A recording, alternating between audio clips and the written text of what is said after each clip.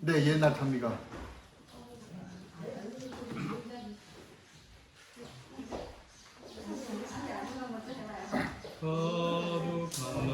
거룩하시길 주가 축복하신 날 천지 창조하신 주 이날 성거하셨네. 귀한 축복의 안식 주가 허락하신 복 우리에게 영원히 표징으로 주셨네. 세상 쾌락 버리고 속죄를 금하라. 아름답고 좋은 것 한편 있으니 귀한 축복의 안식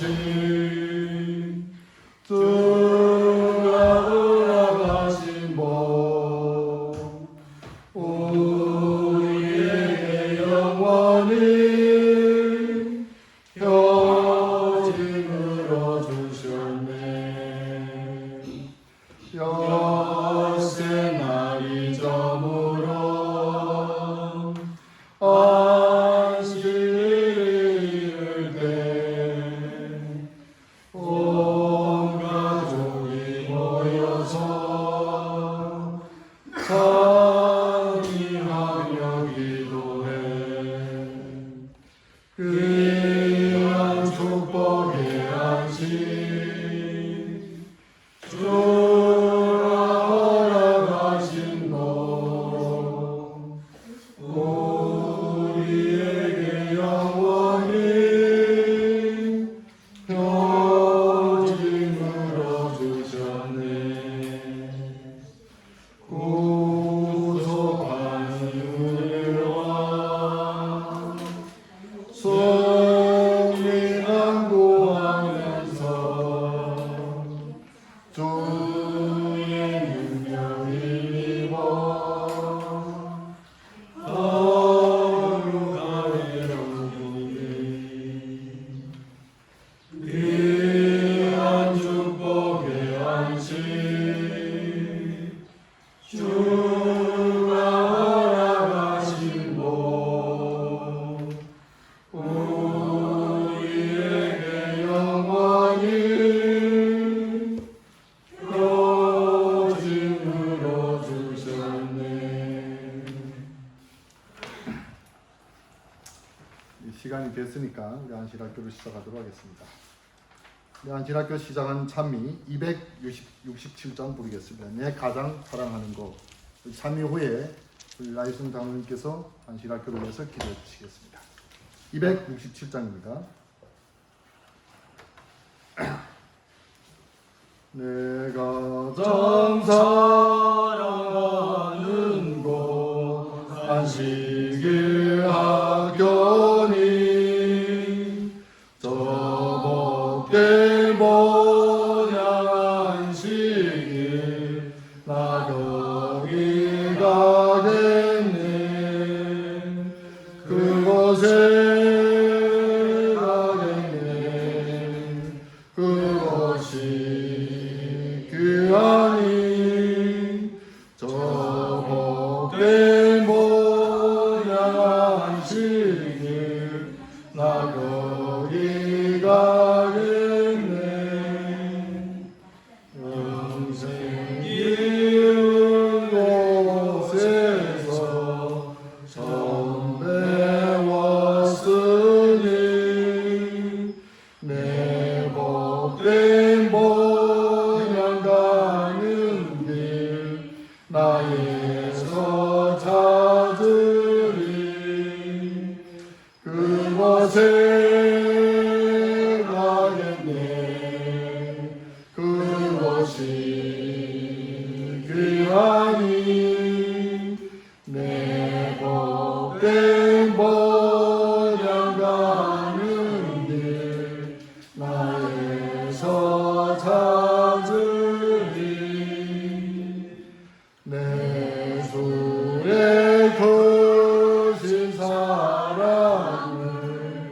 여기서 배우니 이 복된 도를 남에게 다 가르쳐 주세. 그곳에 가겠네. 그곳이 귀하니 이 복된 도를 남에게 다 가르쳐 주세. 기도하겠습니다. 하늘의 아버지 감사합니다. 아멘. 또 거룩한 안식일에 또 아버지께서 우리들을 불러주시고 인도해줘서 감사합니다. 아멘. 주님 오늘 모든 것을 주님께 맡기고 우리가 주님의 뜻에 따라 주님께 경배와 찬미를 드리는데 구속함이 없게 인도해 주시고 아멘. 이 안식일 시간에 또 아버지 말씀을 우리가 배우니 우리가 마음문을 열고 온전히 아버지 말씀을 받을 수 있도록 주님 성령이 임하여 주옵소서. 아멘. 모든 걸 주님께 맡기며 예수님 성함 받들어 감사하며 기도드렸습니다. 아멘. 즐거운 안식일입니다. 오랜만에 안식일다운 안식일을 보내는 것 같습니다. 이제 세상하고 아무 관계 없이 산속에 들어와서 안식일을 보낸다는 게 얼마나 큰 축복인지 다시 한번 생각하게 되고, 어제 저녁에 자면서 이제 서울은 더우면 다 문을 닫고 에어컨을 켜야 되는데 여기는 에어컨도 필요 없이 산속에서 이불 덮고 잔다는 게 이 기간이 얼마나 큰 축복인지 나도 새롭게 느꼈습니다. 여기에 사신 분들은 참 행복하다 이제 그런 생각을 많이 해봅니다. 우리 안식일학교 우리 교과는 우리가 진행하지 않고 우리 홍강희 목사님 모시고 계속 좋은 말씀 듣겠는데, 우리 목사님 말씀 듣기 전에 우리 집사님들이 준비한 멋진 찬미를 듣고 우리 교과 공부를 하도록 하겠습니다. 저는 앞에 나와서 찬미를 하도록 하겠습니다.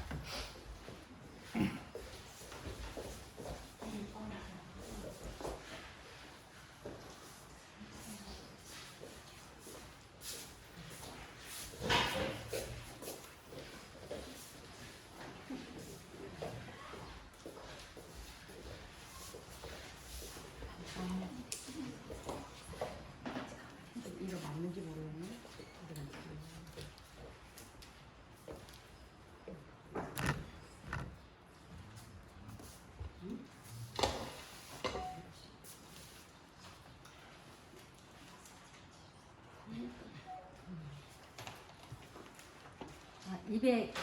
구참이 222장 우리가 지금은 나그네 되어서 우리가 지금은 나그네 되어도 화려한 천국에 거둘러가리니 이 세상 있을 때 주 예수 위하여 우리가 힘써 일하세. 주 내게 분부하시니 천사도 할 수 없겠네. 화목해 하라신 구주의 말씀을 온 세상 널리 전하세. 주 예수 말씀이 온 세상 만민들 용악한 죄에서 떠나라 하시니 이 말씀 듣고서 새 생명 얻으라 이 기쁜 소식 전하세. 주 내게 분부하시니 천사도 알 수 없겠네. 화목해 하라신 구주의 말씀을 온 세상 널리 전하세. 영생의 복락과 천국에 가는 길 만 백성 알도록 나가서 전하세. 주 말 말씀하기를 이 진리 전하라 우리에게 분부하셨네. 주에게 분부하시니 천사도 할 수 없겠네. 화목해 하라신 구주의 말씀을 온 세상 널리 전하세. 아멘. 아멘.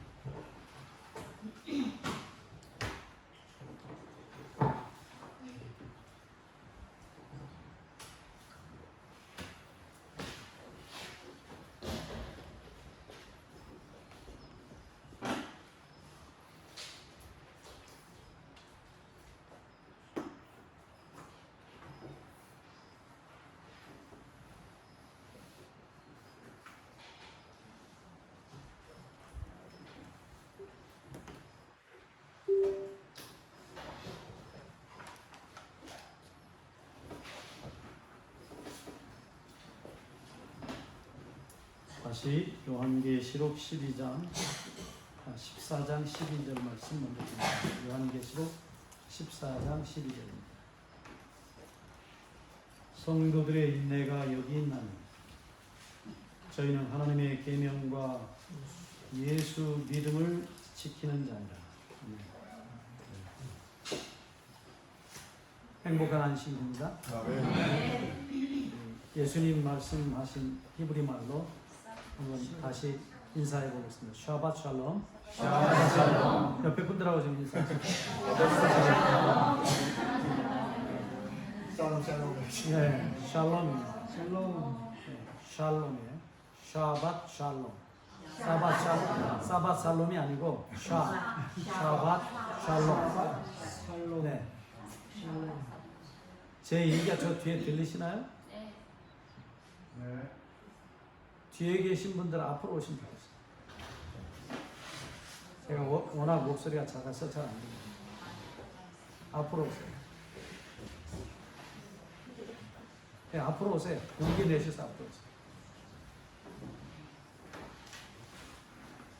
네, 앞으로 오세요. 제가 지금 칠판부터 쓸 거니까.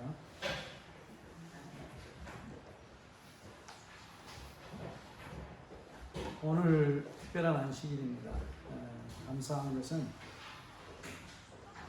우리 사랑하는 우리 조선족 동포라고 해야 됩니까? 뭐라고 해야 됩니까? 여러분들 이렇게 뵙게 돼서 너무 감사하고 미국에서는 똥포라. 네, 어쨌든 참 여러분과 함께 이 안식일 보낼 수 있다는 게 얼마나 저에게는 큰 참 기쁨이고 영광입니다. 제가 중국 못 간 지가 지금 꽤 오래됐어요. 아침에 우리 김 목사님이 얼마나 되셨습니까? 근데 가만히 생각해 보니까 10년은 좀 못 됐고 다시 아침에 생각해 보니까 제가 심양에 허야제 목사님 교회 갔던 게 한 7년 전에 간 것 같아요. 가서 뭐 꼼짝 못하고 예배만 드리고 왔지만 어쨌든 그렇게 시간이 지났습니다. 어쨌든 여러분 얼굴 다시 뵙게 돼서 다시 한번 감사합니다. 특별히 우리 오늘 아침에는 우리 참석해 주신 우리 순수한 한국 분들도 계십니다. 우리 김철 목사님 아버님, 어머님, 우리 김 장로님 네 분 오랜만에 뵈서 반갑습니다. 그리고는 이제 저희 식구가 왔고요. 그리고는 다 조선족이죠. 아 여기. 아 예. 손태순 장로님 사모님, 민성화 목사님 사모님, 예. 네, 그렇습니다. 그리고 우리 신지연 집사님 네 분이 오셨는데 아주 말씀을 사랑하시는 분입니다. 잠깐 처음 뵙는 분들이 많으니까 이어서 보시죠. 두 분. 반갑습니다.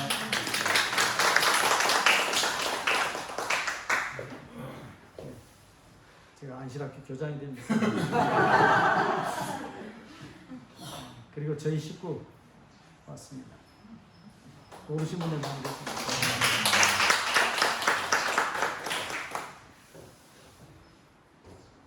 자, 어제부터 오늘 계속 우리가 믿음에 대한 공부를 하고 있습니다. 그냥 계속해서 교과 공부는 여러분들 다 개인적으로 하신 것으로 믿고 바로 그냥 우리 공부를 계속하겠습니다. 오늘 특별히 여러분들을 이렇게 만나서 예배드리라고 그러셨는지 저희 장인어른 되신 분이 평생 전도만 하셨어요. 루마티스 관절염에 걸리셔서 전무서 고생하시다가 하나님 앞에 본인이 서원을 하셨어요. 낫게 해주시면 복음만 전하겠어요. 원래 이제 이북 개성사는 개경분이에요. 혼자 오셔서 전쟁 때문에 못 올라가시고 실향민이 되셨는데 어쨌든 우리 장인어른이 올해 92이신데요. 작년 초까지 복음을 전하러 다니셨어요. 91살. 그러니까 식사하시면은 이 뒤에다가 백색을 이렇게 가방을 짊어지고 전도지를 들고 전철로부터 시작해서 곳곳을 다니면서 날마다 그렇게 복음을 전했어요. 90세 될 때까지 그렇게 하셨다는 게 참 은혜죠. 예. 그래서 제가 이렇게 복음을 전하러 다닌다 그러시니까 당신이 못 하시니까 사이 되는 사람이라도 좀 열심히 하랍시고 지금 여러분 보시는 양복을 해주셨어요. 좋죠? 좀 값이 나가는데 아니 진짜 아주 값이 나가는 여러분이 들으시면 깜짝 놀라실 거예요. 넥타이까지 이렇게 다 사주셨습니다. 그래서 오늘 사실은 이 양복을 처음에 입고 좀 특별한 집회에 가서 말씀을 나누려고 생각했는데 저희 집 사람이 어저께 집에서 나오는데 이것을 굳이 입으라는 거예요. 참 신기하다. 어떻게 알고 그렇게 제가 지금 입은 게 처음으로 어디 괜찮습니까? 아니 옷이 좀 돈 냄새가 좀 나요. 냄새 엮어줘. 네, 아주 많은 돈을 주고 사셨어요. 그래서 참 제 평생에 이런 옷을 입어본다는 게 복음 전하는 참 사람에게 주신 은혜라고 생각하고 하나님께 그리고 우리 장인어른께 감사합니다. 저희 집사람을 좀 소개를 드리면 저희 집사람의 외할아버지가 우리 한국 교회의 최초의 전도사님들 중에 한 분이셨어요. 꽤 아주 오래된 얘기입니다. 한효선 전도사님이라고 여러분들이 잘 모르실 거예요. 우리 한국교회 그 최태현 목사님이라고 순교하신 목사님하고 같이 복음을 전하셨던 분입니다. 아주 오래된, 정말로 오래된 얘기입니다. 최초의 우리 한국 복음 전도자 중에 한 분이셨는데 하나님의 은혜로 자손들 가운데 목사 부인이 둘이 났어요. 저희 집사람하고 저희 집사람 언니 민영기 목사님 사모님이 계셨는데 그렇게 복음을 전하고 곳곳에 중국까지 북한까지 곳곳에 금강산에 들어가서 복음을 전하시고 저희들이 이렇게 복음의 횃불을 이어받아서 복음을 전할 수 있는 것이 얼마나 큰 은혜인지 여러분들을 보니까 생각이 나서 말씀드립니다. 바라기는 여러분들이 이런 이 아름다운 복음을 가지고 다시 중국으로 가셔야 되고 땅끝까지 가셔야 합니다. 하나님께서 우리 이런 복음을 주신 은혜는 정말 놀랍습니다. 예.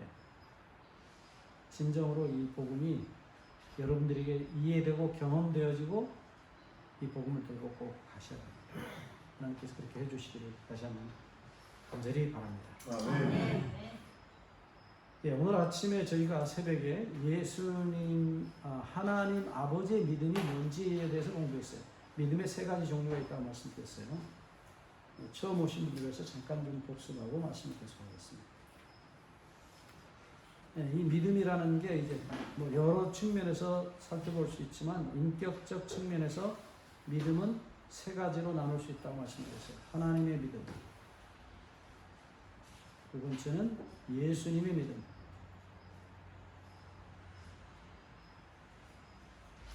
세 번째는 성경에 기록된 말씀대로 아브라함의 믿음입니다.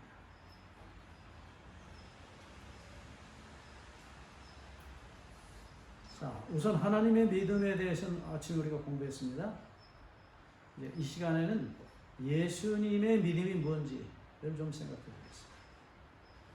지금 방금 봉독한 계시록 14장 12절에 성도는 하나님의 계명만을 지키는 사람들이 아니고 예수님의 믿음을 가진 사람들이라고 했어요. 이걸 지키는 자들. 근데 여기에 뭐가 반드시 필요하냐? 인내가 필요하다고 말하고 있어요. 그것이 쉬운 일이 아니라는 사실을 말하고 있습니다. 자, 이 예수님의 믿음은 뜻이 세 가지가 있습니다. 첫째로, 예수님은 믿음의 화신이다. 믿음을 완성하신 분, 믿음이라는 게 뭔지를 보여주신 분이라는 뜻이에요. 이건 구약적 개념입니다. 이런 얘기는 성경에 종종 나와요. 대표적인 예를 하나 드리면 하나님의 어린 양이라는 말입니다.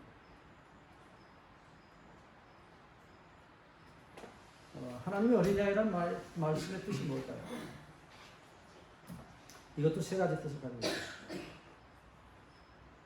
있어요. 앤드루스 대학에 가면은 이스라엘 사람으로서 우리 신학과 교수를 하시는 분이 계세요. 네. 이스라엘 사람이니까 뭐 자기 나라 말, 히브리 말을 사용하겠죠. 그래서 우리가 느끼는 것하고 그분이 히브리 말을 느끼는 것하고는 많이 차이가 있어요. 질적으로 다르다고.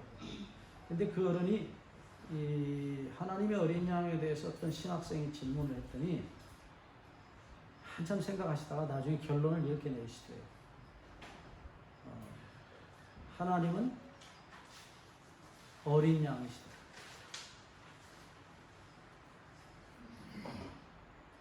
여러분들 어떻게 생각하세요? 하나님은 어린 양이시다. 히브리 사람들, 이스라엘 사람들이 가지고 있는 생각이 그렇다는 거예요. 그러니까 예를 들어서 하나님의 돼지 그렇게는 말하지 않는다고. 그러면 하나님하고 뭐하고 같다는 얘기예요? 돼지하고 같다는 얘기죠. 자, 여기 하나님의 어린 양이라는 말을 하나님은 어린 양이시다라고 그렇게 그 사람들의 생각에 그 말을 쓸 때 그런 생각이 머리에 있다는 거예요. 그러니까 하나님을 어떻게 표현을 할까, 나타낼까 라는 생각을 할 때 하나님은 어린 양과 같은 분이다. 그냥 양도 아니고, 그냥 양이 아니에요. 어린 양이에요. 여러분들 어린 양 혹시 여러분들 양은 많이 못 보셨죠? 양은 염소하고 다릅니다. 염색체의 숫자도 다릅니다. 제가 아프리카 가서 양을 봤어요. 여기서는 양 보기가 쉽지 않아요. 대부분 염소를 많이 키웁니다. 근데 염소 떼들하고 어린 양 떼들이 다니는 방법이 달라요.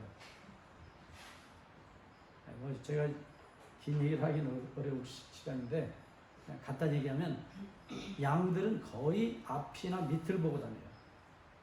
이렇게 걸을 때. 근데 염소들은 앞이나 위를 봅니다. 그래서 예를 들어서 저기 아카시아 나무가 있다 그러면 아카시아 나무 잎을 먹기 위해서 염소는 아카시아 나무를 붙잡고 심지어는 이렇게 나무를 앞발로 이렇게 잡아다녀가지고 뜯어먹어요. 근데 염소는 양은 그런 법이 없어요. 그냥 앞에 보고 가든지 아니면 그냥 밑을 보고 다녀요. 여기 저 경상도 영주에 가면 양하고 염소하고 같이 키우는 우리 집사님이 있어요. 그분이 연수로 오셨을 때 제가 물어봤어요. 도대체 양하고 염소하고 뭐가 다릅니까? 그랬더니 그분 말이 단 한마디로 성질이 다르죠. 키워보신 분들 있어요? 양하고 염소하고 같이 키워보신 분 없죠? 염소는 정말로 고집이 셉니다. 염소 고집이라고 하잖아요. 예. 근데 황소 고집 못지않아요. 염소 고집. 얼마나 고집이 셉니다. 그래서 자기가 가려고 하는 방향으로 주인이 안 데려가고 반대쪽으로 데려가면 목이 빠지도록 끌려가면서도 기어코 그쪽으로 갑니다. 그래서 염소 고집은 참 대단해요. 자기 목이 쫄려가지고 죽어도 기어코 그쪽으로 가요. 근데 염소도 아니고 양도 아니고 어린 양이에요. 얼마나 순진하고 선하고 착한지 그 순한 것을 말로 다 할 수가 없어요. 그게 예수님의 모습, 하나님이 어떤 분이냐, 이 세상에서 가장 선한 순한 짐승을 예수님이라고 표현합니다. 하나님이라고 표현합니다. 하나님이 그렇게 순하고 착하시고 선하십니다. 어떻게 생각하세요? 아멘. 정말 여러분들 그렇게 우리 주님이 선하시고 순하십니까? 십자가에 달렸잖아요. 네. 그게 제일 선하잖아요. 그렇죠. 그게 사랑의 극치입니다. 맞습니다. 근데 순한 것으로 말하면 순하다, 선하다는 말은 이제 대충 이해가 되지만 순하다. 여러분들 예수님이 얼만큼 순하신 분인지. 저희 어머니가 이름이 순동이에요. 순할 순자, 순동. 얼마나 순했든지 할아버지가 순동이라고 이름을 주죠. 우리 어머니를 생각하면 순하다는 게 무슨 의미인지 알아요. 그렇게 예수 믿는다고 아버지가 때리고 핍박해도 평생 절대로 입 밖으로 말씀을 내지 않는다. 그러니까 아버지가 어머니 돌아가시는 날 어머니 돌아가시는 모습을 보고 회개하고 침례를 했어요. 그러니까 아무리 때려도 아무리 핍박해도 마루장이 꺼지도록 맞았거든요. 우리 아버지가. 우리 어머니가 그 아버지가 머리채를 끌고 방에서 때리다가 성질이 안 풀리니까 끌고 나와서 마루에다가 그냥 밟아버린 거예요. 그러니까 마루장이 팍 함께 꺼져버렸어요. 그렇게 핍박해도 전혀 너무 순하십니다. 그러니까 그렇게 핍박했던 아버지가 어머니 돌아가시는 날 돌아가시는 모습을 보면서 당신도 모르게 저 얼굴을 어디 가서 다시 볼 것이냐. 그 정말 뜻밖의 천지가 개벽해야 그 소리 나오는데 아버지 입에서 그 소리가 나온다니. 그러니까 어머니 속에서 우리 아버지가 예수님을 본 거예요. 그리고 아침 8시에 운명하셨는데 안식일날 오늘 같은 안식일에 눕혀놓고 오후 3시에 가서 침례받았어요.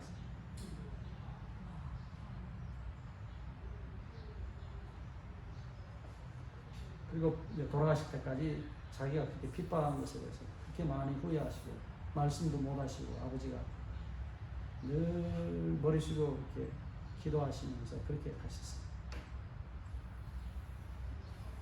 그러니까 순하다, 하나님의 어린 양이라는 말을 어떻게 표현을 해도 하나님의 순하심, 선하심을 우리가 상상할 수가 없어요.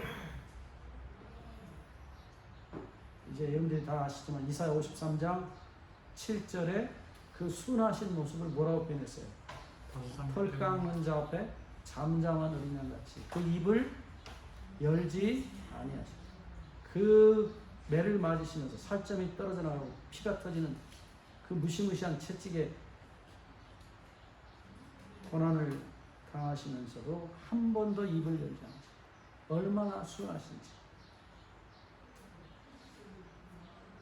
선하신지 그 모습을 우리가 표현할 길이 없죠. 그래서 이 하나님의 어린 양이라는 말 자체가 하나님 아버지 예수님의 품성 얼마나 선하신지 그런 의미를 가지고 있어요. 첫 번째 의미. 근데 이 예수님의 믿음이란 말도 똑같습니다. 다시요. 예수님의 믿음이란 말은 예수님 자신이 믿음 덩어리다 그런 뜻입니다. 그러니까 예수님의 이 선하심, 예수님의 이 끝까지 우리를 대신해서 고난을 당하시고 끝까지 참고 인내하시고 그 믿음을 완성하신 예수님의 모습을 한마디로 예수님의 믿음이라 그렇게 표현해요. 그러니까 이스라엘 사람들이 머리에 이해하는 예수님의 믿음이란 예수님은 믿음 덩어리이시다. 우리가 어머니를 생각할 때, 아버지를 생각할 때 아침에도 말씀드렸지만 아버지의 사랑이나 어머니의 사랑은 내가 아무리 어떻게 잘못돼도 변하지 않아요. 자식이 죽어도 땅에 묻지 않고 자기 가슴에 묻는 것이에요. 그게 이제 어머니의 변하지 않는, 아버지의 변하지 않는 사랑의 믿음, 변하지 않은 이런 말이라고 우리 아침에 배웠습니다. 그래서 예수님이 믿음 자체가 되신, 믿음 그러면 변하지 않는 것, 그것은 바로 예수님 자신이시다. 자, 두 번째 의미는 이게 이제 헬라어에서 문법적으로 쓰는 표현이에요. 예수님께서 가지신 믿음이라는 뜻이에요.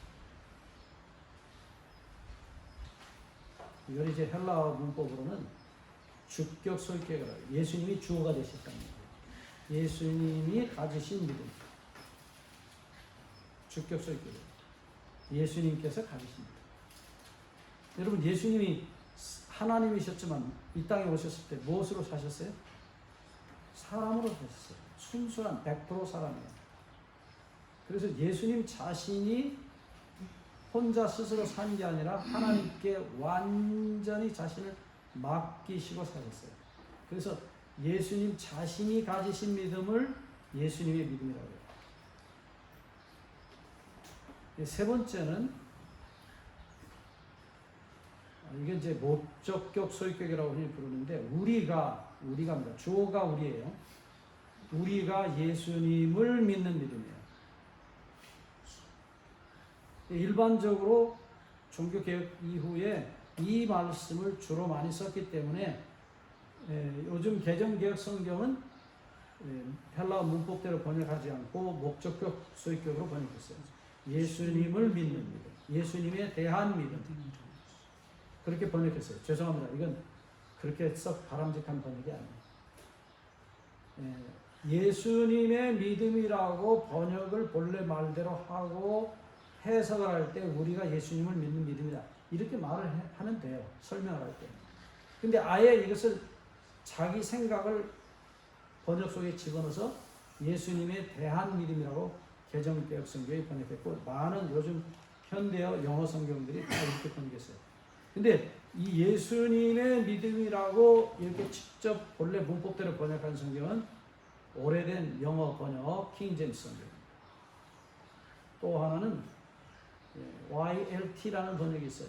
영이라는 분이 번역한 소위 직역 성경입니다.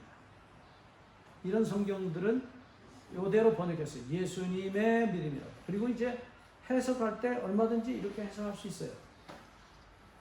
해석은 자기 나름대로 할 수 있지만 그 해석을 아예 번역 속에다 집어넣어서 이렇게 번역하는 것은 그렇게 바람직한 일이 아니에요. 자, 물론 이 요한계시록 14장 12절에 성도가 예수님을 믿는 믿음이기 때문에 예수님을 믿는 혹은 예수님에 대한 믿음이라고 번역하는 것도 틀리진 않아요. 하지만 성경 전체로 보시면 이 세 가지 뜻이 다 있다는 것이에요. 특별히 자 이제 좀 넘어가시죠.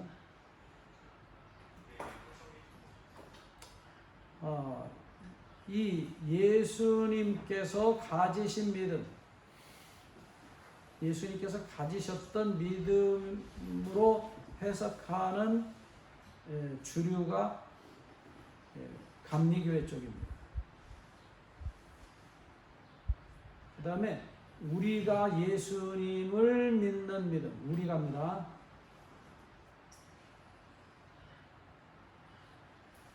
우리가 예수님을 믿는 믿음이라는 표현을 강조하는 교회가 우리 한국 같으면 이제 칼빈주의자들, 장로교인들이 주로 많습니다. 그래서 이 두 교파 사이에 신학적 논쟁이 지금도 계속되고 있어요. 기독교 안에 이 두 가지 논쟁이 계속됩니다. 우리 교회도 있습니다. 근데 결론으로 말씀드리면 아까 처음 말씀드렸던 예수님은 믿음 그 자체이시다. 두 번째로 예수님이 인간으로 사셨기 때문에 하나님께 모든 걸 맡기셨던 믿음을 가지고 사셨다. 그 다음 우리가 예수님을 믿는 믿음도 예수의 믿음입니다. 그 세 가지 말은 자, 제 손바닥을 주목하시죠. 제 손가락에 5개가 다 한 손바닥에 붙어 있죠? 네. 그와 똑같아요. 무슨 얘기냐면 이건 따로따로 떼어져서 존재하잖아요. 손가락이 엄지손가락, 새끼손가락 따로따로 놀지 않죠? 한 손바닥 안에 있죠? 그렇듯이 이 예수님이라는 이 존재의 이런 세 가지 소위 예수님 자신이 믿음 덩어리시다. 혹은 예수님이 개인적으로 가지셨던 믿음이다. 혹은 우리가 예수님을 믿는 믿음이라는 말이 다 붙어 있어요. 이것을 나누려고 하는 것이 신학자들이에요. 신학자들이 좋은 일도 하지만 때로는 엉뚱한 짓도 해요. 네. 아주 머리가 터지도록 싸웁니다. 그 논리가 다 정연해요. 맞아요. 틀리지 않아요. 그런데 죄송합니다. 그게 전부가 아니라는 거예요. 그게 다 하나의 예수님이라는 존재 다 붙어 있는 이야기들이에요. 이제 그것을 우리가 하나하나 좀 찾아보겠습니다. 예, 여러분들이 잘 적어두세요. 이런 것들은 중요한 얘기니까 귀로 듣고 그냥 흘리지 마시고 노트 하실 분들은 잘 노트해 두세요. 아주 중요한 얘기입니다. 먼저 앞에 얘기는 나중에 1번은 나중에 하고요. 2번 예수님 자신이 가지셨던 믿음, 이 이야기를 좀 시작해 보겠습니다.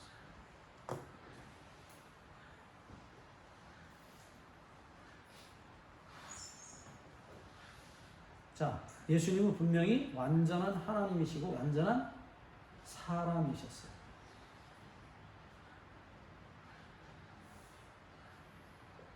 우리 이 사실 인정하시죠? 자, 마태복음 4장 4절에 보시면 사단이 유혹하는 일에 대해서 4장 3절에 네가 하나님의 아들이여든 하나님의 아들이여든. 자, 사실은 마귀가 하나님의 아들이신 것을 몰랐습니까? 알았죠. 화이트빈의 표현을 빌리면 이것은 하나님의 아들이시라는 사실에 대해서 사단이 조롱하는 말이었다 그랬어요. 네. 왜 조롱을 합니까? 사단이 예수님 보고 네가 하나님의 아들이여든 이라고 말할 때 왜 이런 말을 꺼집어냈어요? 사랑으로 네? 사랑으로 들렸어요. 예, 네가 하나님의 아들로 돌아가라 소리예요. 사람 노릇하지 말아줘요. 무슨 얘기입니까? 네가 사람으로서 사람을 대신해서 죽고 사람을 구원하려고 하는 그 노력을 그치라. 여기는 이 지구는 내 땅이다. 그러니까 네가 본래 있었던 네 자리로 돌아가라. 너는 하나님으로 돌아가고 사람 노릇하지 마. 그건 무슨 말이에요? 사람은 내 것이야. 내 부하야. 내 노예들이야. 내가 알아서 한다. 그러니까 사람 노릇하지 말고 빨리 꺼져라 이거야. 여긴 내 땅이다. 여러분 이게 두려운 얘기예요. 그러니까 구속 사업을 포기하라는 거예요. 자, 사단이 유혹한 걸 가만히 생각해 보세요. 예수님이 40일 금식하셨는데 얼마나 배고프셨어요. 사실은 이제 40이라는 숫자에 대해서 우리가 공부해 보면, 자, 여러분들 40이라는 숫자가 성경에 처음 나와 있는 구절이 어디죠? 네, 노아 홍수. 자, 노아 홍수 때 비가 며칠이 내렸어요? 40주야. 정확하게 40일이에요. 이제 히브리어 개념입니다. 주야 해야 하루가 돼요. 40일 그러면 아닐 수도 있어요. 그래서 낮주자 밤낮자를 쓰면은 그럼 정확하게 24시간 40일을 가리켜요. 히브리어 어법입니다. 자, 보시면 40일 동안 홍수가 내려서 이 지구가 전멸했어요. 39일이 아니고 41일도 아니고 40일이에요. 그래서 이 40이라는 숫자를 공부하면 아주 흥미롭습니다. 지금 시간 없어서 다룰 시간 없고요. 내년에 우리가 40일 연수를 또 계획합니다. 3월에. 제가 지금 여기 민 목사님 안 계셔서 그런데 공식적으로 제가 요청을 좀 하고 여기를 좀 쓸 수 있으면 좋겠다. 3월 초순에 시작해서 4월 말까지 할 건데, 제가 40일을 지금 한 40일 연수를 한 20여 년 가까이 했어요. 재림 연수하면서. 근데 놀랍습니다. 이번에 제가 미국에서도 하고 왔는데요. 지난날에 우리 미국의 앤드루스 대학에 우리가 기도원을 성도들이 헌신해서 지었어요. 정말 최초로 코로나 때문에 못하다가 이번에 40일을 했는데, 제가 시작할 때 그 얘기를 했어요. 여러분들 40일이 지나면 여러분이 바뀌어 있을 겁니다. 여러분 생각이 바뀌어 있을 겁니다. 사람들이 안 믿어요. 설마. 40일 다 하신 분이 한 7분 되시는데, 자기들 말로 그래요. 인생이 바뀌었다. 보는 게 바뀌었다는 거예요. 똑같죠. 저 산이고 나무인데 왜 바뀌어요? 바뀌어요. 제가 40이라는 숫자에 대해서 얘기하려면 할 얘기가 너무 많아요. 제가 그건 경험으로 하는 얘기예요. 40일을 주님과 함께 있었던 사람들은 삶이 바뀌어요. 세상을 보는 눈이 바뀌고, 믿음에 대한 눈이 바뀌고, 하나님께 대한 눈이 바뀌어요. 그게 절대로, 저는 뭐 그걸 경험으로 알기 때문에 넉넉히 제가 말씀을 드릴 수 있어요. 근데 어쨌든 이 40일을 금식하고 났을 때 예수님은 그 다음 순간에 뭐가 되셨겠어요? 41일째가 되면 뭐가 되실까요? 죽음이에요.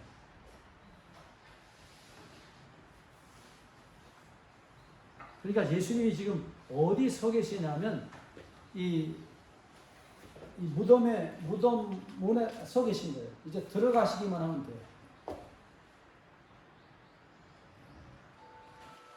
자, 여러분 생각해 보세요. 마귀가 지금 무슨 얘기를 하냐면, 이 돌로 떡을 만들어서 먹고 죽지 마라 이거예요. 네 목숨을 위해서 사람으로서는 더 이상 행세하지 마라. 왜냐하면 너는 내일이면 죽는다. 그러니까 사람으로서 행세하지 말고 목숨을 위해서 네가 하나님이었으니까 하나님 능력으로 이 돌을 떡으로 만들어서 먹고 네 목숨을 연장해라. 죽지 마라. 죽지 마라는 유혹이에요. 근데 예수님 뭐라고 그러셔요? 대답이 마태 4장 4절에 사람이 떡으로만 사는 게 아니고 그 다음에 하나님의 말씀으로 사는 것을 알게 하라. 자 여러분, 그러니까 그 다음 순간은 뭐예요? 지금 목숨의 끝에 서 있어요. 이제 한 발 더 나가면 죽는 거예요. 근데 예수님은 이미 떡을 포기하셨어요. 쉽게 말하면 목숨을 포기하신 거예요. 그리고 나니까 어디 들어가요? 생명에 들어가요. 제가 시간 있으면 이 목숨과 생명이라는 단어를 좀 공부하면 좋은데요.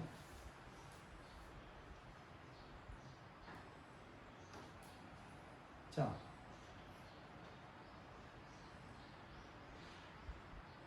성경에 이 목숨이란 단어하고 생명이란 단어가 거듭 반복됩니다.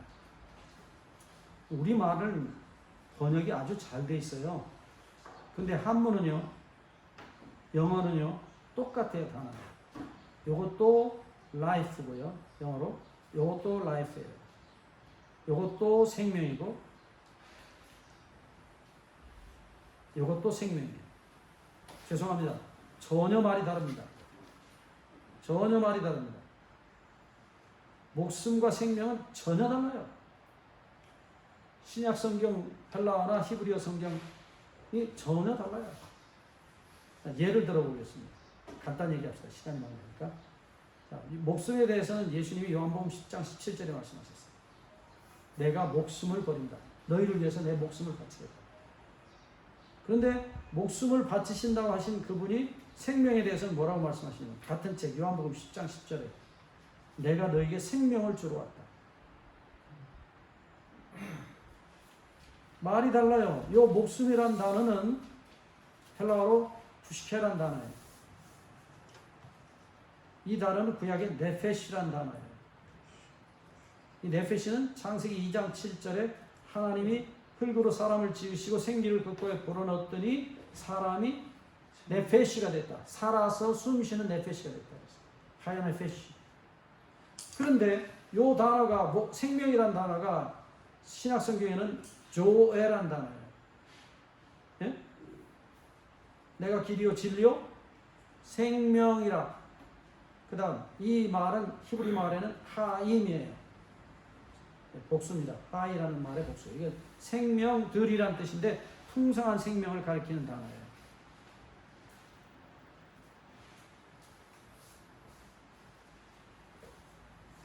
말이 전혀 달라요. 무슨 얘기냐면 이 생명이란 단어는 죽지 불멸, 죽지 않는 생명을 가리켜요. 목숨은요 죽어요. 말 그대로입니다. 목, 숨. 예. 요 네페시란 단어가 실제로 쓰인 것은 구약에 보면 사람의 목을 가리켜요. 목, 네페시예요. 그래서 사람 죽인다 할 때 목을 자른다. 히브리 말로 그래요. 똑같아요. 우리말하고 같아요. 목을 자른다. 카라트, 자른다. 네페시, 목을 자른다. 그게 죽인다는 말이에요. 근데 생명은 죽일 수 있는 방법이 없어요. 생명은 죽지 않는 것이에요. 그럼 여러분들 목숨하고 생명 중에 뭐 가지실래요? 생명 가지죠. 바보가 아닌 이상 목숨 가진다. 그러니까 예수님이 뭐라 그래요? 목숨을 위하여 무엇을 먹을까, 무엇을 입을까, 무엇을 그러지 말아요. 너희 목숨을 버리면 생명을 얻을 것이라 그랬어요. 근데 예수님이 지금 40일 동안 금식하셔가지고 이제 떡을 만들어 먹으면 무엇은 연장할 수 있어요? 목숨은 연장할 수 있는데 생명은 얻지 못해요. 그러니까 당신은 목숨을 버리고 하나님의 말씀으로 말미암아 오는 영원한 생명을 선택하셨어요. 예수님 선택 잘하셨어요? 아멘.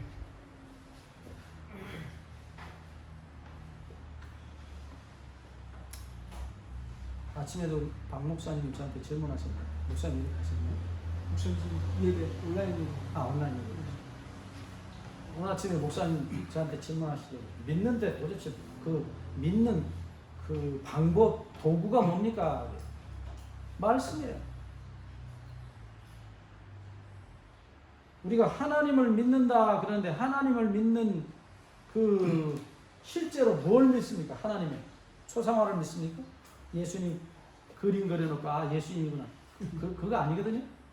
혹은 뭐 어떤 자기 나름대로 생각을 믿는 것도 아니고 하나님이 약속하신 말씀을 믿는 거예요. 아멘. 그 말씀 속에서 하나님과 얼굴을 대면하고 대화가 되는 거예요. 하나님께서 말씀하시고 나는 그 말씀에 대해서 대답하는 것이에요. 그게 기도예요. 자, 그거까지 하려면 시간이 많이 가니까 돌아봅시다. 그래서 예수님이 가지셨던 믿음은 그 본질적인 면에서 하나님의 말씀 속에 담겨 있는 하나님의 사랑에 자기를 완전히 맡긴 믿음이었어요. 나중에도 보지만은 십자가 위에서 부활하실 것이 생각이 안 났다고 그랬어요. 부활하실 것 뻔히 알고 십자가에 올라가셨거든요. 몇 번 말씀하셨잖아요. 제자들 보고 내가 3일 만에 부활한다. 근데 막상 올라가 보니까 인간의 우리의 죄가 너무 무겁고 너무 어두워서 자기 부활할 것이 전혀 생각나지 않았다는 게 너무 무서웠다고. 절망 그 자체였어요.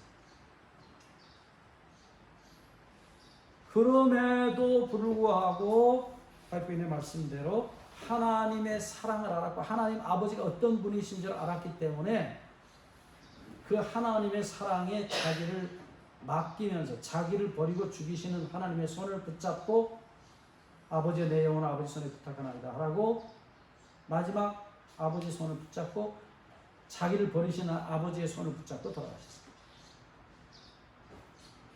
참 기이한 얘기입니다. 우리가 십자가를 다 몰라요. 네, 여러분들 제가 연수에 오시면 맨 처음에 십자가 얘기부터 시작한 이유가 그래요.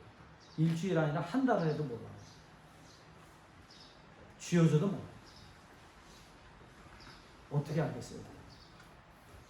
그 성령의 특별하신 감동하심이 아니면 몰라요.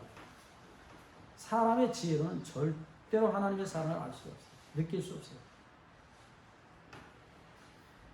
자, 이제 본격적인 얘기를 좀 들어가겠습니다. 그래서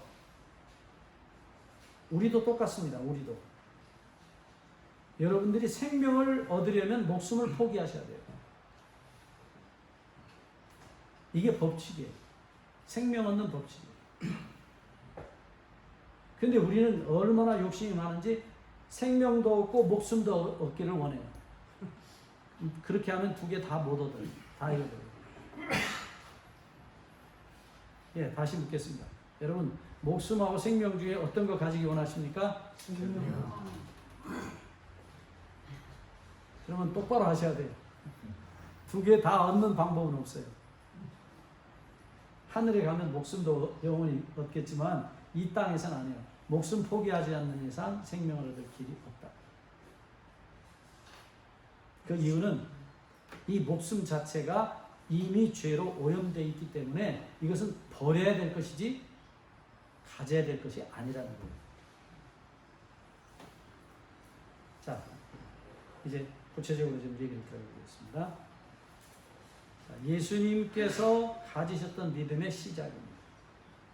도대체 예수님은 언제부터 하나님 아버지께 자기를 맡겼을까요?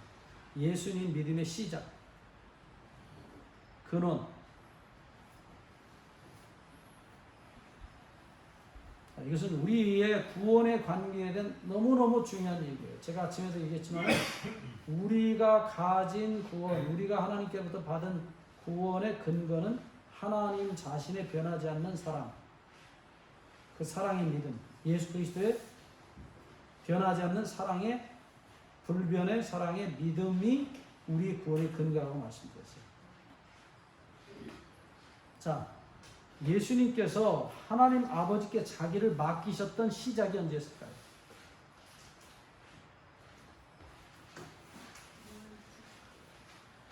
언제? 6월절.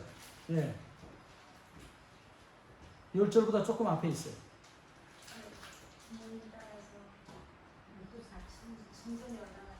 예, 그 육신의 부모를 따라서 하나님 아버지께 자기를 맡기셨다. 예, 맞습니다. 근데 그 전에 조금 더 올라가셔야 돼요. 쉽게 찾을 수 없어요. 쉽게 찾을 수 없어요. 예. 우리 사모님 지금 창세전이라고 하시는데, 예, 맞습니다. 창세전입니다. 자, 디모데후서 1장 9절을 먼저 보겠습니다. 다 찾으세요. 이 성경절은 중요한 성경절이에요. 가능하시면 외우세요.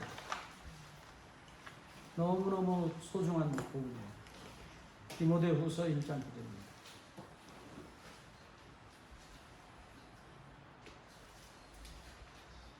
하나님이 우리를 구원하사 거룩하신 부르심으로 부르시니, 그 다음 우리의 행위를 따라 하시니 오직 자기 뜻과 영원한 때 전부터 그리스도 예수 안에서 우리에게 주신 믿음을 은혜를 따라서 하십니다. 자, 이거 보세요. 하나님께서 우리를 구원하신 것은 우리의 무엇을 따라 하시냐 아니라 그랬어요? 행위를 따라 하시냐 아니라.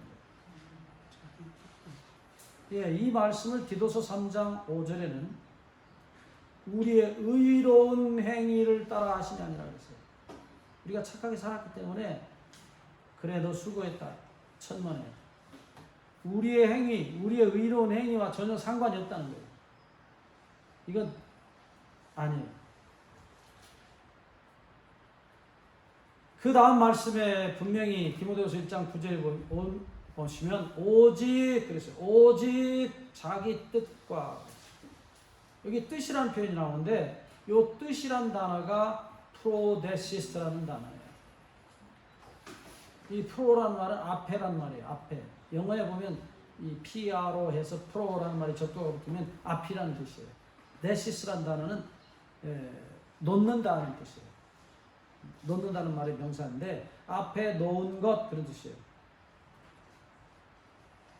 근데 이게 일반적으로 뜻 그러면 우리가 생각을 말하잖아요. 근데 여기서는 우리 번역이 조금 달라요.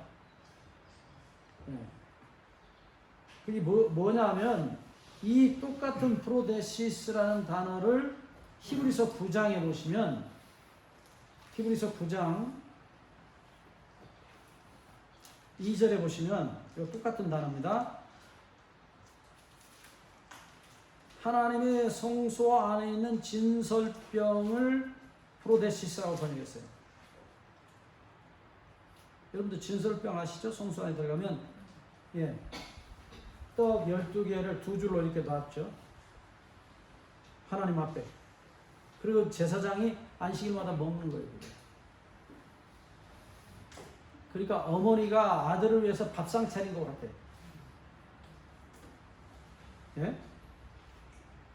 그러니까 하나님이 준비하신 음식,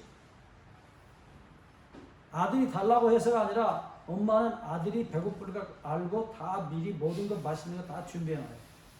상을 차려놔요. 그럴 때 씁니다. 프로데시스. 하나님께서 준비하신 것이 뭘까요?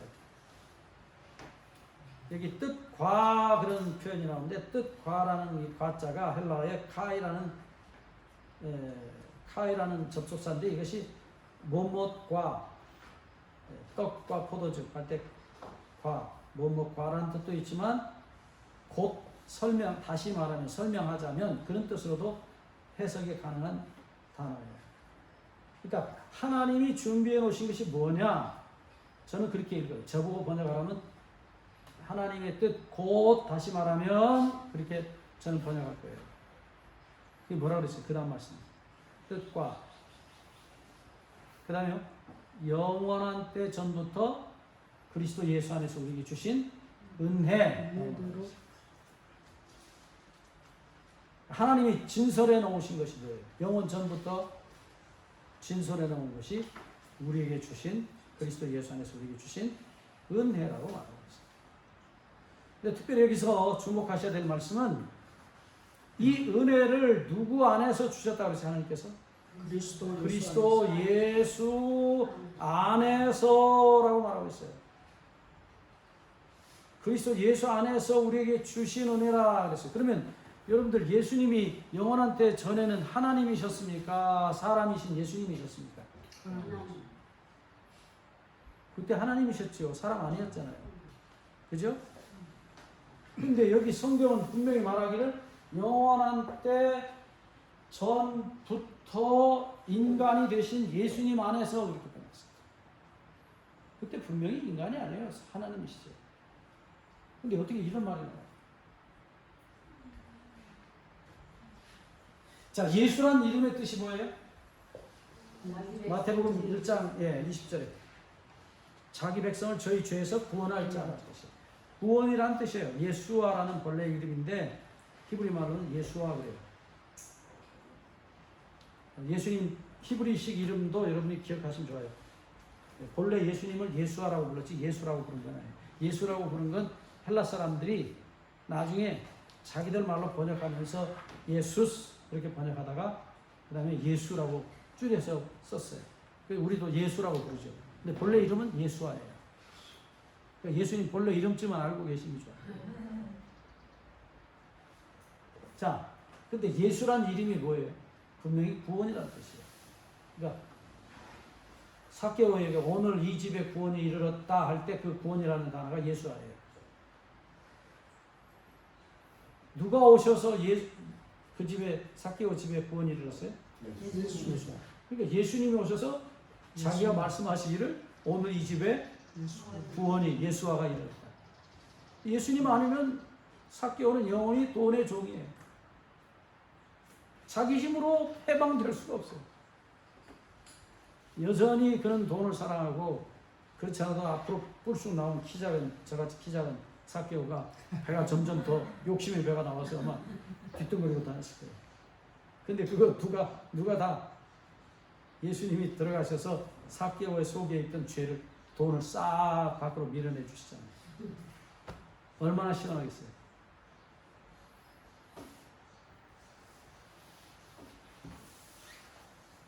여러분 저희 집 사람이 저보고 가끔 하는 소리가 있어요. 배 나온다 배 나온다. 배 들어가면 좋겠다. 제가 뭐 배가 이렇게 많이 나온 사람 아닌데 목사가 배 나오면 그거는 잘못된 거라. 미국 장교들이요 배가 나오면 퇴출시켜요. 퇴역시켜요. 미국 장군들 보세요.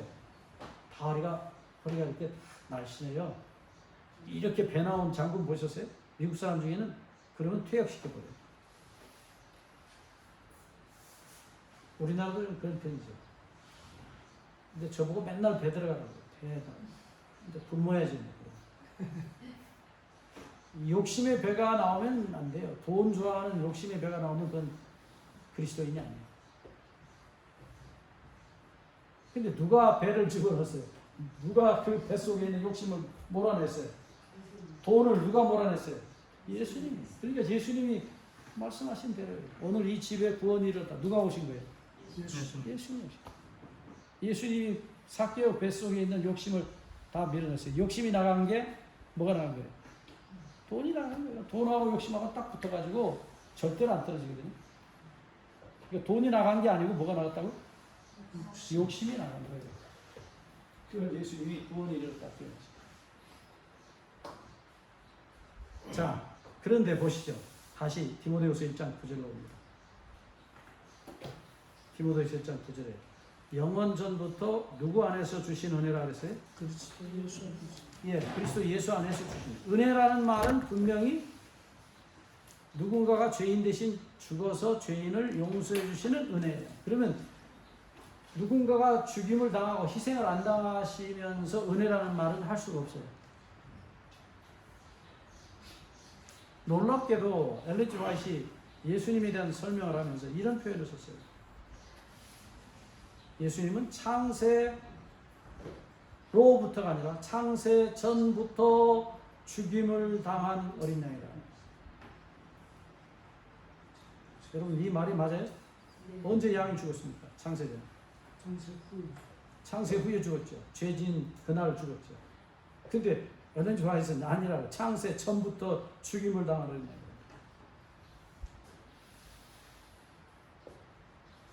여러분 어떻게 생각하세요?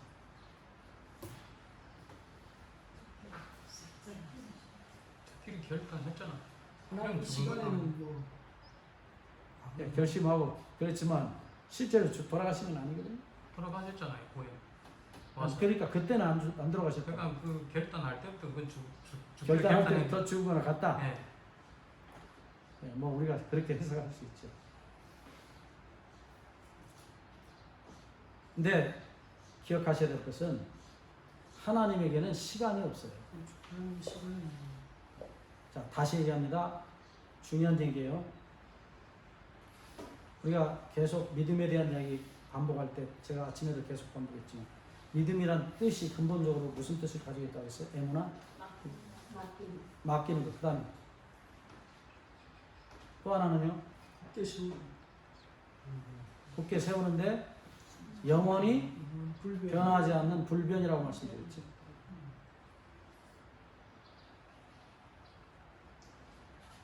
그러니까 하나님 아버지께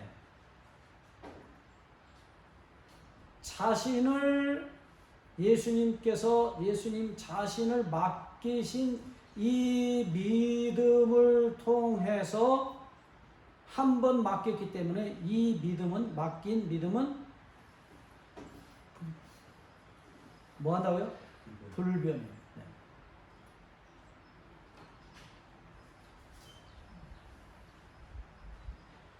맡겼다가 도로 찾아오는 법이 없다니까요. 그러니까 이 불변의 믿음이 아니면 예수님 안에 있는 이 절대로 한 번 말씀하신 것은 변하지 않는 이 불변의 믿음이 예수님의 본성 속에 있었다고요. 자, 다시 얘기합니다. 하나님이나 예수님, 또 예수님도 하나님으로 계실 때죠. 물론 한 번 본인이 말씀하셔서 되돌이키는 법이 없어요.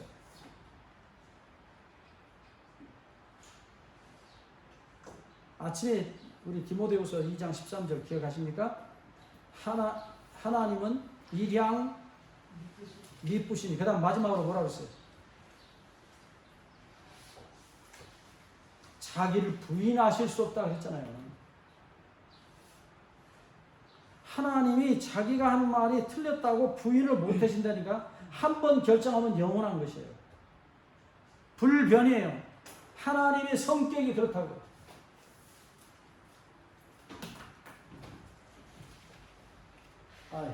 참 이게 우리는 하도 잘 변하니까 약속했다가도 자기 마음대로 변하잖아요. 맞아요. 그러니까 우리가 그 말이 이해가 안 되는 거예요. 근데 하나님은 한 번 딱 말씀하시면 영원히 변하지 않아요.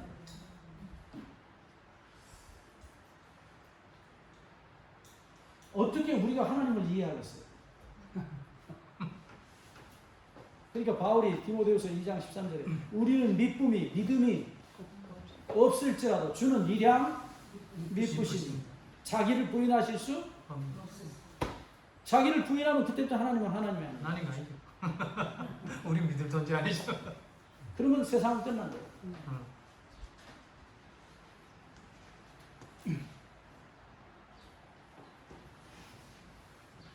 그래서 활주인의 표현처럼 예수님은 언제부터 이미 죽임을 당하신 창세 전부터 이미 죽임을 당하셨어요. 아멘. 정말 재밌는 얘기가 히브리어 시제예요. 히브리어 동사의 시간표가 완료형이 있고 미완료형이 있고. 이게 어려운 얘기입니다만 히브리 사람들은 현재라는 개념이 없어요. 시간이 지금 물같이 이렇게 흐르고 있어요. 계속 흘러가고 있어요. 멈추는 법이 없어요. 시간이 멈춥니까? 아니죠. 계속 멈추지 않고 가죠. 그러니까 현재 이게 딱 잡으면 이미 지나간 거예요. 현재라는 시간을 멈추고 잡을 수가 없어요. 그게 현실적인 히브리 사람들의 생각이 맞는 거예요. 이게 지나가고 있는데 잡았다. 그건 이미 지나간 거예요.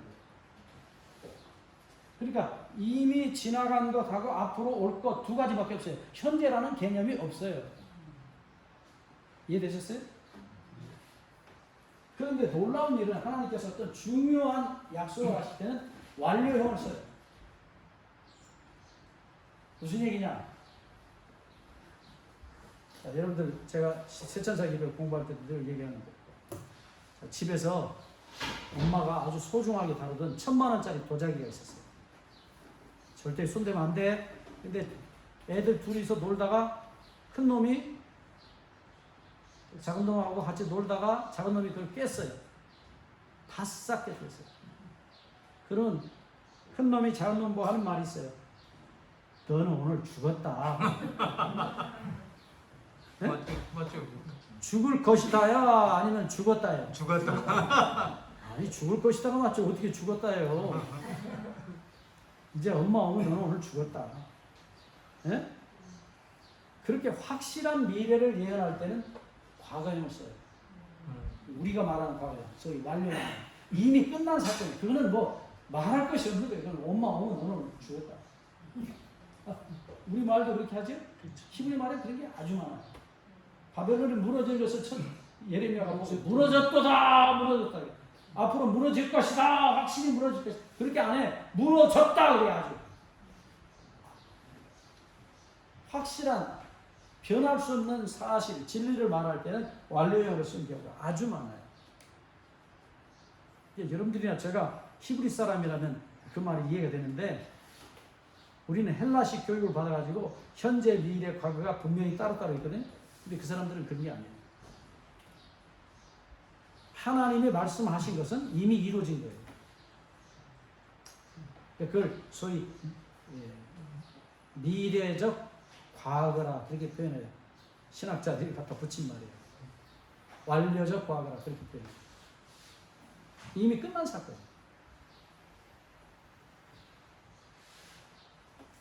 자, 이제 다시 돌아갑니다.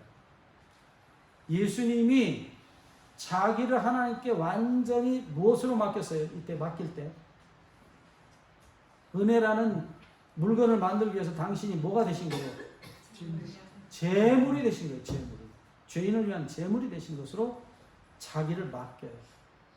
스가랴 6장 13절에 이 사건을 평화의 의논이라 했어요. 아버지와 아들 사이에 영원한 언약이 맺어지는 시간이에요. 그건 뭐냐? 아버지는 아들을 죽이고 아들은 아버지 손에 돌아가심으로 인간의 죄를 해결하시겠다는 언약을 맺습니다.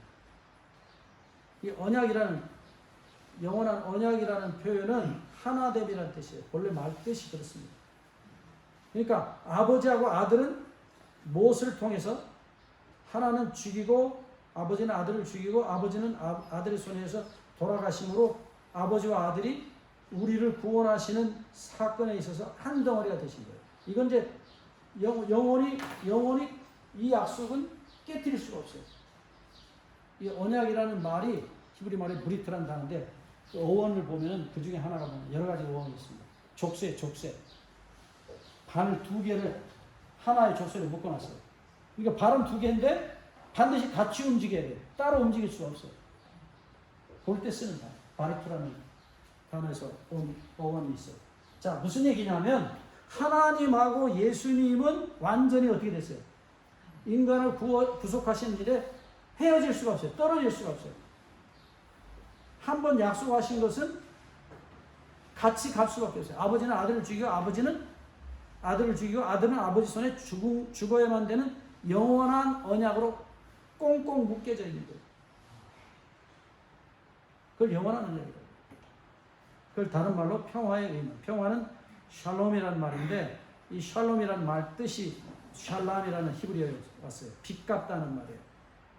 그러니까 자식의 빚을 갚는 의논을 두 분 사이 하시고 두 분이 인간을 구속하시는 일에 있어서 한 덩어리가 되시기로 언약을 맺었어요.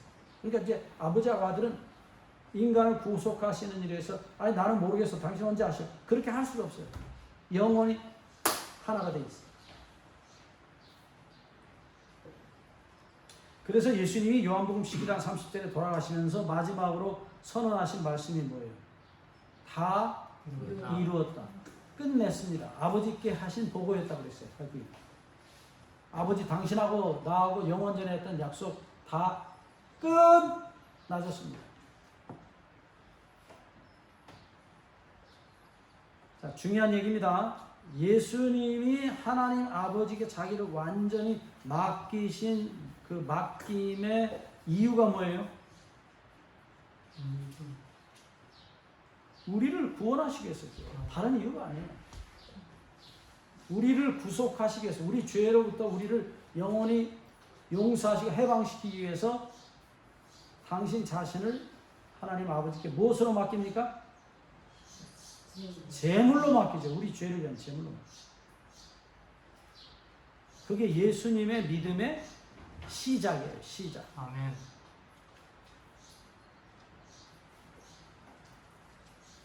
우리 죄가 없었다면 예수님 이름이 예수님이 아니에요.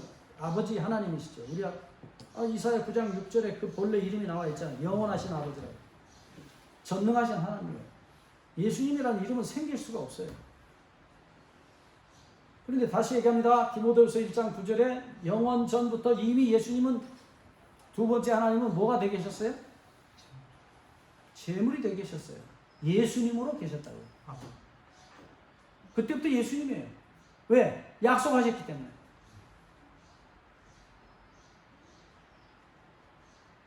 영원한 언약으로 아버지와 아들 사이에 맺은 언약으로 우리의 죄를 해결하시기 위해서 두 분 사이에 영원한 하나됨이 일어난 거예요. 다시 얘기합니다. 아버지는 아들을 죽이시는 역할, 아들은 아버지 손에 의해서 돌아가시는 역할. 그러면 어느 역할이 더 쉽겠어요? 아버지 역할이 쉽겠어요? 아들 역할이 쉽겠어요? 아버지 역할이 힘들죠. 아들 죽인다는 게 네. 쉬운 일이 아니죠. 근데 우리는 대체로 예수님의 사랑, 예수님의 희생만 얘기하는데 성경은 하나님이 세상을 이처럼 사랑하사 독생자를 주셨습니다. 자기를 주는 게 쉬워요? 자기 아들을 주는 게 쉬워요? 자기를 주는 게 쉽죠. 자기 주는 게 100번, 1000번, 만번 쉽죠. 자기가 죽고 말지 어떻게 자기 손으로 자기 자식을 자기 손으로 죽입니까?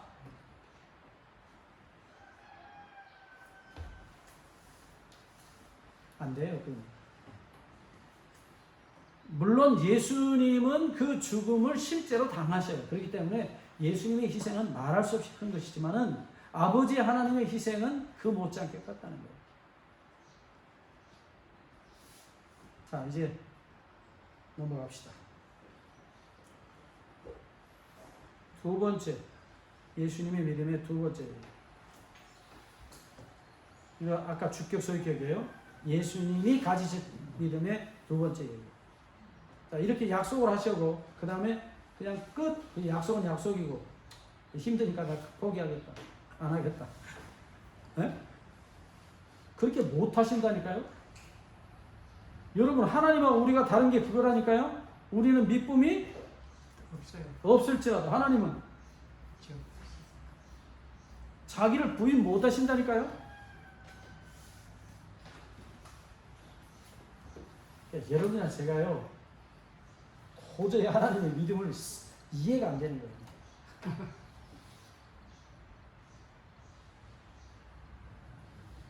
우리가 지난 시간에 좀 더 공부를 했어야 되는데, 자, 보세요. 야고보서 1장에 야고보 사도가 무슨 얘기를 하냐면 하나님의 미쁘심에 대한 얘기예요. 뭔 얘기를 하죠? 야고보서 1장 17절을 보시면 좀 설명하고 봅시다.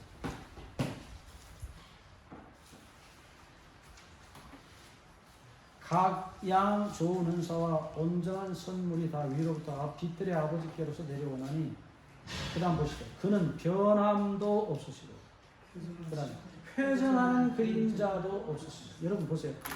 구약의 에스겔 1장에 보시면 하나님의 보좌가 움직이는데 절대로 뒤로 가는 일이 없어요. 이건 앞으로만 가요. 직진. 이거 잘못했네. 돌아서서 빠꾸에서 뒤로 가자. 그런 일 절대로 없다는 거예요. 그러니까 하나님께서 이렇게 반드시 앉아가지고 아이고 저놈 새끼 꼴보기 싫으니까 내가 이렇게 돌아가시는 법이 없어요. 한번 앞을 보시면 영원히 앞이야. 옆으로 비키거나 뒤로 돌아가는 일이 없어요. 회전하는 그림자가 없다고요. 하나님. 자식을 향한, 아들을 향한 아버지 사랑이 변해요? 절대로 안 돼요. 절대. 천지가 개명을 해요.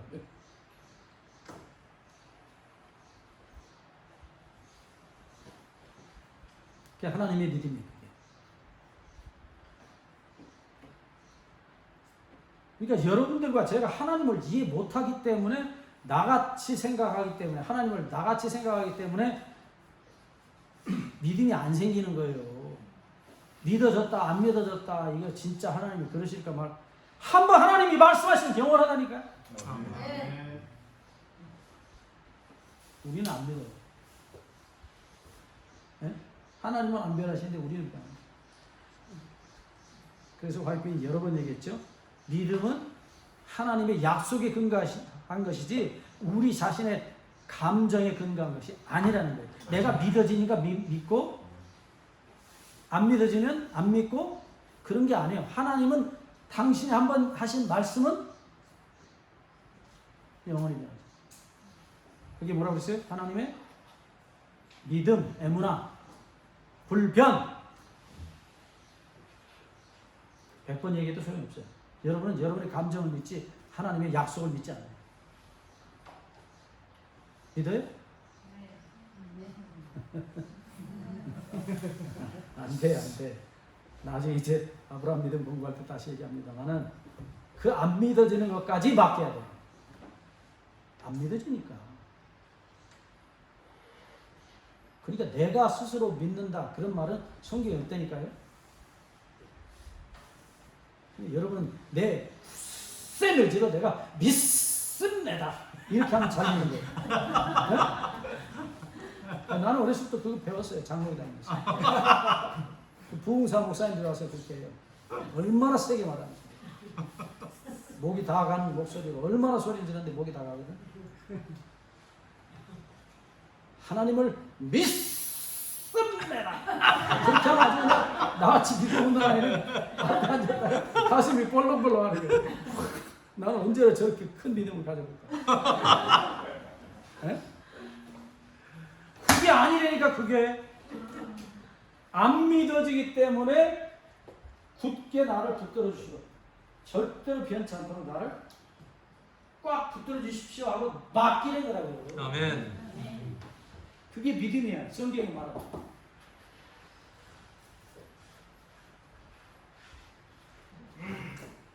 열 번 얘기해도 소용없어요. 여러분 생각은 절대 안 되네요.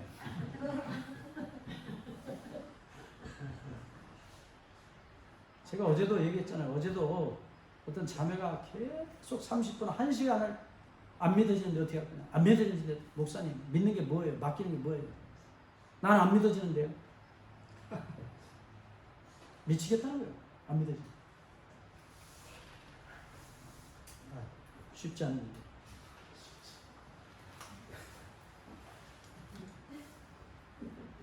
여러분이 여러분의 믿음을 믿어서는 안 돼요. 하나님의 약속을 믿어야지. 그 약속에 내가 나를 묶을 수가 없어요. 내 힘으로는 그 약속에다 나를 묶을 수 없으니까 하나님 보고 묶어주라고 맡기는 거예요.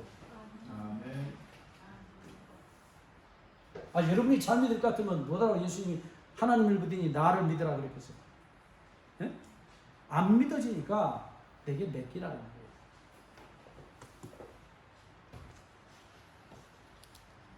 이게요, 성령으로 거듭난 사람은 경험이 돼요. 기가 막힌 내가 죄악 덩어리다. 죄악의 정말 구렁텅이 속에 들어가서 하나님의 은혜로 온전히 구원 받은 사람들은 그게 돼요. 저절로 돼요. 자기 경험해봤기 때문에. 근데 어설픈 죄인이나 어설픈 의인들은 절대로 안 돼요. 100번 시켜도 안 돼요. 되는 게 아니에요. 되어지는 경우. 이사야 55장 10절 11절에 그 같은 말씀 있죠? 아침에 공부했어야 되는데 대충 뛰어넘었더니 결국 해야 되는 55장 10절 11절에 보시면 뭐라고 했어요? 비가 하늘에서 내려서 땅으로 떨어져서 그 다음에 열매를 맺지 그 비가 도로 거꾸로 위로 올라가는 법 없는 것처럼 내가 너에게 하는 말은 내게 헛되려 헛되이 돌아오지 아니하고 나가는 뜻을 이루며 내 말이 나간 그 본래 뜻을 이루며 나의 명하에 보낸 일에 형통하리라. 내가 한 말은 절대로 돌아서서 도로 비가 거꾸로 올라오지 않듯이 내가 너에게 준 말은 비가 땅에 떨어져서 땅을 적시고 싹이 나게 하고 꽃이 피려 열매를 맺히는 것처럼 반드시 이룬다. 내 말은 반드시 이룬다. 아멘. 그걸 안 믿어요, 우리가. 왜? 믿음이 없으니까.